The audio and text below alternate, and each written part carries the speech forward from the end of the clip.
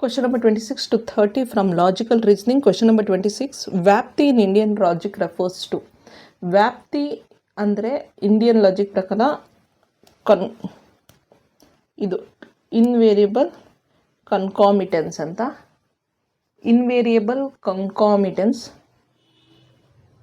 Like ಈಗ ನಾನು ಹೇಳಿದ್ರೆ ಬೆಂಕಿ ಇರೋ ಕಡೆ ಹೊಗೆ ಬರುತ್ತೆ ಅಂತ. ಆಬ್ವಿಯಸ್ಲಿ ಹೊಗೆಗೂ ಬೆಂಕಿಗೂ ಸಂಬಂಧ ಇದೆ. ಹೊಗೆ ಅದಾಗದೇ ಬರಲ್ಲ, ಬೆಂಕಿ ಇದ್ದರೆ ಮಾತ್ರ ಬರುವಂಥದ್ದು. ಇಲ್ಲಿ ಒಂದು ಎಕ್ಸೆಪ್ಷನಲ್ ಕನೆಕ್ಷನ್ ಇದೆ, ಕರೆಕ್ಟ್. ಎಲ್ಲೆಲ್ಲೂ ಕೂಡ ಹೊಗೆ ಬರುತ್ತೋ ಅಲ್ಲಲ್ಲಿ ಬೆಂಕಿ ಇದ್ದೇ ಇರುತ್ತೆ ಅಂತ ಅರ್ಥ ತಾನೆ. ಸೊ ಅದಕ್ಕೆ ಅದು ಎಕ್ಸೆಪ್ಷನಲ್ ಕನೆಕ್ಷನ್ ಇದ್ದಾಗ ಇನ್ವೇರಿಯಬಲ್ ಕನ್ಕಾಮಿಟೆನ್ಸ್ ಅಂತ ಹೇಳ್ತೀವಿ, ಅದನ್ನು ನಾವು ವ್ಯಾಪ್ತಿ ಅಂತ ಹೇಳ್ತೀವಿ. Next question number 27. In a categorical proposition subject and predicate and are connected by ಅಂತ ಹೇಳ್ತಾ ಇದ್ದಾರೆ. ದಟ್ ಈಸ್ ಕೊಪುಲಾ ಅಂತ ಹೇಳ್ತೀವಿ ನಾವು. ಒಂದು ಸಬ್ಜೆಕ್ಟ್ ಮತ್ತು ಪ್ರೆಡಿಕೇಟನ್ನ ಕನೆಕ್ಟ್ ಮಾಡುವಂಥದ್ದು ಒಂದು ಕೊಪುಲಾ ಅಂತ. ಫಾರ್ ಎಕ್ಸಾಂಪಲ್ ಈಗ ನಾನು ಹೇಳಿದ್ರೆ ಆಲ್ ಹ್ಯೂಮನ್ಸ್ ಆರ್ ಮಾರ್ಟಲ್ ಅಂದರೆ ನಾವು ಹ್ಯೂಮನ್ ಬೀಯಿಂಗ್ಸ್ ಯಾರಿದ್ದೀವಿ ಅವ್ರು ಒಂದಲ್ಲ ಒಂದಿನ ಸಾಯ್ತೀವಿ ಅಂತ. ಸೊ ಇಲ್ಲಿ ಹ್ಯೂಮನ್ಸ್ ಅನ್ನುವಂಥದ್ದು ಸಬ್ಜೆಕ್ಟ್, ಮಾರ್ಟಲ್ ಅನ್ನುವಂಥದ್ದು ಪ್ರೆಡಿಕೇಟ್. ಇದರ ಮಧ್ಯದಲ್ಲಿ ಆರ್ ಅನ್ನುವಂಥದ್ದು ಏನಂತೀವಿ, ಅದನ್ನು ಕೊಪುಲಾ ಅಂತ ಹೇಳ್ತೀವಿ. ಎಲ್ಲೆಲ್ಲಿ ನಾವು copula like are, is, am, was, were ಆ ರೀತಿ ಪದಗಳನ್ನು ಯೂಸ್ ಮಾಡ್ತೀವೋ ಅಂಥದ್ದನ್ನು ನಾವು ಕೊಪುಲಾ ಅಂತ ಕರಿತೀವಿ. Next question number 28. Arrange the steps of evaluating a deductive argument. Identify premises is first step B. So ಇಲ್ಲಿರೋದು ಒಂದೇ B C A D. C is B first step test identify premises and conclusion. ಅದಾದ ನಂತರ test logical structure, assess the truth of premises, determine soundness. This is correct. Next question number 29. Which of the following are considered as fallacies of relevance ಅಂತ ಕೇಳ್ತಾ ಇದ್ದಾರೆ. ನೋಡಿ, relevance related ಫ್ಯಾಲಸಿಸ್ ಬಗ್ಗೆ ಕೇಳ್ತಾ ಇದ್ದಾರೆ. ಅಡ್ಹಾಮಿನ್ ನೆಮ್ ಅಂತ ಏನು ಹೇಳ್ತೀವಿ ಅದು that is what fallacy of relevance. ಅಲ್ಲಿ ಅಡ್ಹಾಮಿನಮ್ ಅಲ್ಲಿ ಏನಾಗುತ್ತೆ ಅಂದರೆ ಫ್ಯಾಲಸಿ ಆಫ್ ರಿಲೆವೆನ್ಸಲ್ಲಿ ಒಬ್ಬ ವ್ಯಕ್ತಿ ಇನ್ನೊಬ್ಬ ವ್ಯಕ್ತಿನ ಪರ್ಸ್ನಲ್ ಆಗಿ ಅಟ್ಯಾಕ್ ಮಾಡ್ತಾನೆ. ಆರ್ಗ್ಯುಮೆಂಟಲ್ಲಿ ಇರಲ್ಲ, ಅವನು ಪರ್ಸ್ನಲ್ ಅಟ್ಯಾಕ್ ಮಾಡ್ತಾನೆ. That is what we call it as ad hominem ಅಂತ. ಸೊ ಇಲ್ಲಿ ನಾವು ಏನು ನೆನ್ಪಿಟ್ಕೊಳ್ಬೋದು ನೋಡಿ,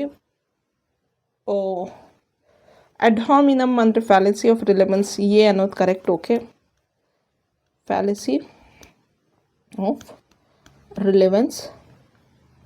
ನೆಕ್ಸ್ಟ್ ಫಾಲ್ಸ್ ಕಾಸ್.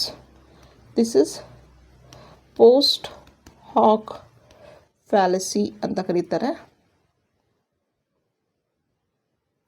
ಇದನ್ನು ಫ್ಯಾಲಸಿ ಆಫ್ ವೀಕ್ ಇಂಡಕ್ಷನ್ ಅಂತಲೂ ಕರಿಬೋದು.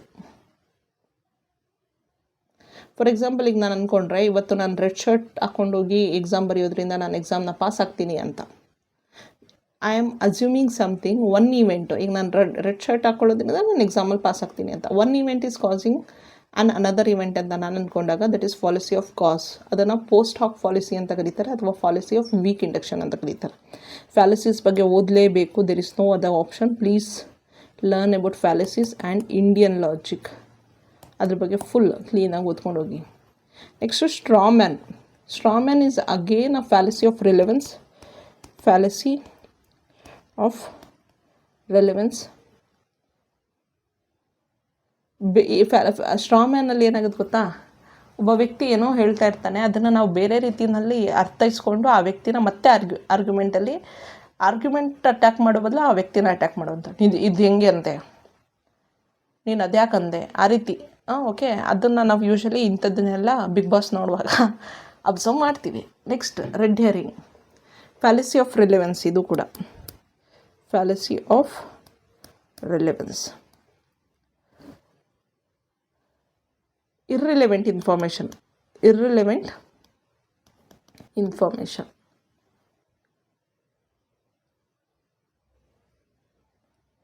ಇದು ಮಿಸ್ಇಂಟರ್ಪ್ರಿಟೇಷನ್.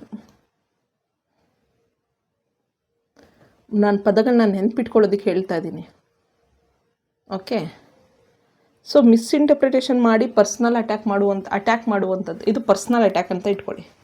ಪರ್ಸ್ನಲ್ ಅಟ್ಯಾಕ್, ಆರ್ಗ್ಯುಮೆಂಟ್ ಬಿಟ್ಟು ನೀನು ಅಟ್ಯಾಕ್ ಮಾಡಿದ್ರೆ ಪರ್ಸ್ನಲ್ ಅಟ್ಯಾಕು, ಅದು ಅಹಮಿನಮ್.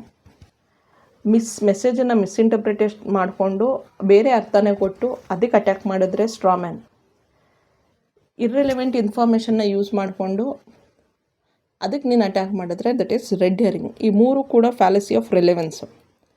Falls cause is not fallacy of relevance, that is fallacy of weak induction. ನಾನು ಆಗಲೇ ಹೇಳಿದೆ, ಈಗ ನಾನು ರೆಡ್ ಶರ್ಟ್ ಹಾಕ್ಕೊಂಡು ಎಕ್ಸಾಮಿಗೆ ಹೋಗೋದ್ರಿಂದ ಪಾಸ್ ಆಗ್ತೀನಿ ಅಂತ ಅಂದ್ಕೊಂಡ್ರೆ that is fallacy of cause, false cause. Question number 30. They have given match the following here. Asiddha, Badita, Virudha, Savya Bichara. Irrelevant middle term, unproven middle term, contrary middle term, contradicted middle term ಕೊಟ್ಟಿದ್ದಾರೆ. Asiddha is when middle term is unproved, unestablished. Asiddha, unproved. ಹೇಗೆ 2. Badita is when middle term is contradicted.